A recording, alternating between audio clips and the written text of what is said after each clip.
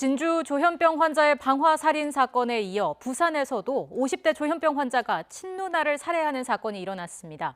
국가 차원의 정신질환자 치료 관리 필요성이 제기되면서 정부가 정신질환자 7만 7천여 명에 대한 전수 점검과 관리에 나섰습니다. 정부 대책의 내용과 실효성 등에 대해 짚어보겠습니다. 백종우 경희대학교 정신건강의학과 교수 전화 연결돼 있습니다. 교수님 안녕하십니까? 네, 안녕하십니까. 네, 최근 조현병 환자에 의한 강력 사건들이 잇따라 발생하고 있습니다. 이런 사건들 보시면서 어떤 생각이 드셨는지요? 네, 너무 안타까운 상황입니다. 네. 작년 12월 31일에 이제 고 임서영 교수가 불의의 사고로 사망한 후에 그 유가족들이 누구도 비난하지 않고 마음이 아픈 사람들이 차별과 편견 없이 쉽게 치료와 지원을 받을 수 있는 사회를 유지로 말한 바가 있는데요. 예. 사실 2017년에 정신보건법 개정이 있은 후에 이게 탈수용화의 방향은 맞지만 이 근본적 후속 대책이 미비하다 보니 이런 안타까운 사고가 자꾸 일어나지 않나 하는 우려가 많이 있습니다. 예. 지금 말씀해 주신 것처럼 정신질환자 대책에 대한 문제점들이 계속 제기되고 있는데 어떤 점이 가장 문제라고 생각하십니까? 일단 최근에 그런 조현병에 관련한 강력 범죄는 실제 지역사회에서 치료받지 못한 분들, 그 사각지대에서 자꾸 발생하고 있습니다. 네. 사실 해외에서는 이게 조기 발견에 조기 집중 치료로 가면 뭐 입원을 해도 아주 짧게 하는데 저희는 이게 병을 키우다가 사고가 발생이 될 때까지 방치되고 그 이번 뭐 진주 사건 같은 경우에도 형님이 2주 전에 그렇게 입원을 위해 노력했는데도 비자의 입원 시스템이 전혀 작동하지 않았던 것이 가장 큰 문제라고 봅니다. 네. 그럼 정신질환자들에 대한 치료와 관리가 이루어진다면 그들이 생활하는 데는 문제가 없는 건가요? 실제 뭐 1950년대 이전에는 미국, 유럽도 대부분의 환자가 뭐 국립정신병원이나 수용소에 장기 수용되었었습니다. 근데 네. 1953년에 이제 항정신병 약물이 개발되기 시작하면서 약물 치료와 정신사회적 치료를 함께 제공하면 이제 얼마든지 지역사회에서 지낼 수 있는 질환이라는 방향으로 인식이 바뀌어 왔고요.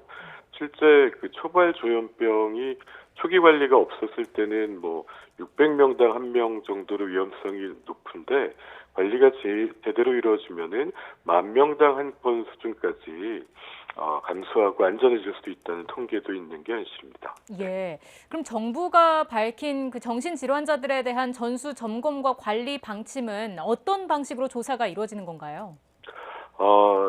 어제 발표한 거는 전국의 243개 정신건강복지센터에 등록 환자나 또 경찰과 협조해서 이제 어떤 주민을 대상으로 한 행동에 문제가 있는 분들을 이제 신고를 받아서 등록을 권유하겠다 이런 내용인데요. 네.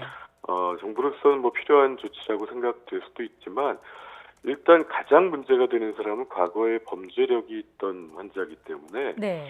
이 부분은 이제 경찰, 법무부 그리고 보호관찰이 이어지는 이쪽의 역할이 중요하다고 생각되고요. 예. 정신건강복지센터에 이미 등록해서 다니는 분들은 사실 스스로 관리할 수 있는 분들입니다. 그래서 혹시 뭐 이분들을 집중관리라는 표현이 이분들이 센터조차 못 나오게 만드는 부작용이 없을지 저희가 유의해야 되겠고, 네. 오히려 지역사회에 이제 방치된 분들을 발굴하는데 이 정신건강복지센터가 일을 할 수 있어야 되는데 인력이 너무 적기 때문에 일할 수 있는 구조를 만들어줘야 되지 않나 하는 아쉬움이 있습니다. 예. 그럼 그 내용이 다음 주에 정부가 발표하게 될 그 대책에 들어가야 한다고 보십니까? 네, 맞습니다. 네. 예. 저희가 보니까 현행 강제 입원 절차가 상당히 까다로운 걸로 나와 있더라고요. 어떻게 네네. 지금 돼 있습니까? 지금은 이제 가장 흔한 강제 입원은 보호 의무자에 의한 입원이고요. 네. 그다음에 경찰에 의한 응급 입원, 시군구청장에 의한 행정 입원이 있는데 지금까지는 사실 가족들이 이걸 다 감당해 왔다고 해도 과언이 아닙니다. 예. 가족 책임제였는데 지금 산업화나 핵가족화로 부모님을 연로하시고 형제자매가 없거나 한두 명이 그치는 상황에서 가족에게 일을 맡겨서는 문제가 해결될 수가 없는 상황입니다. 네. 그래서 중증 정신질환 치료에 대한 국가의 책임 강화를 통해 근본적인 개혁을 해야 환자나 가족 물론 국민들도 안심할 수 있을 것이라고 생각합니다.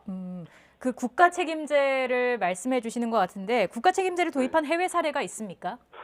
예를 들어 뭐 치료의 여러 가지 외래 치료 뭐 이런 것도 더 중요하지만 네. 지역사회에 찾아가는 서비스가 있어야 되고요.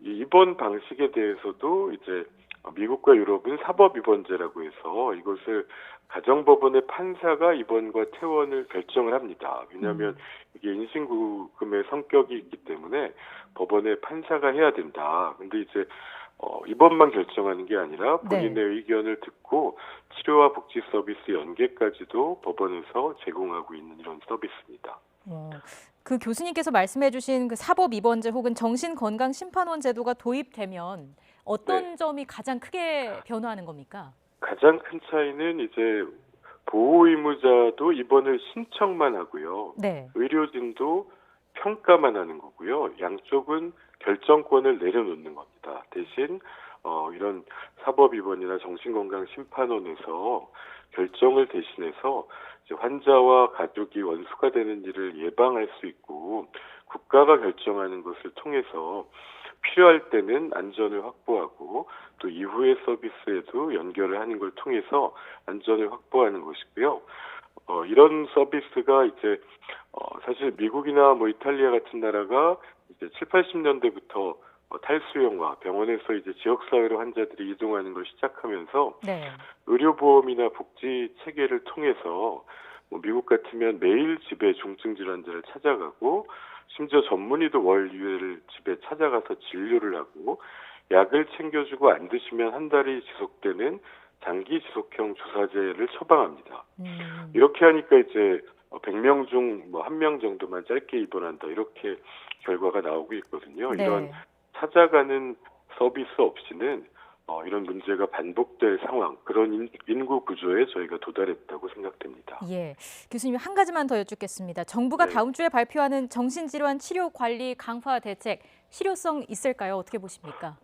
저희도 주의 깊게 기다리고 있습니다. 좀 사실 이 일이 이미 강남역 사고, 뭐 경북의 영양에 경관 사망 사고, 임서원 사고 여러 번 반복됐는데요. 네. 이번에는 앞에 그런 찾아가는 서비스를 포함하고 보호 의무자의 입원, 가족 책임제에서 중증 정신질환에 대한 국가 책임제로 이동할 수 있어야 그리고 그걸 실질적으로 운영할 수 있는 인프라를 만들어야 이 문제 해결에 다가갈 수 있다고 생각합니다. 예, 알겠습니다. 오늘 말씀 여기까지 듣겠습니다. 경희대학교 정신건강의학과 백종우 교수였습니다. 고맙습니다. 네, 고맙습니다.